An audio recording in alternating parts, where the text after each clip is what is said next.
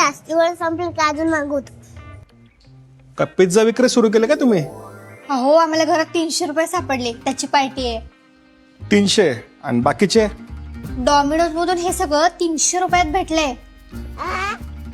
हे घ्या, तुम्हीच बघा. 300 रुपयात 3 पिझ्झा आणि 2 इंग्रजी पदार्थ घेऊन हिंदी भैया प्रकटला. शिरस्त्राण धारण केलेल्या भैयानं 5 खोके एकदम ओके मध्ये पोचवले. बारक्याचे 2 अल्पवयीन साथीदार आणि 1 महिला अधिकारी यांनी संगनमतानं हा कट रचला होता. मक्याचा पिझ्झा, कांद्याचा पिझ्झा आणि डोबी मिरचीच्या शाकाहारी पिझ्झा सोबत एक टाको नामक पदार्थ सापडला.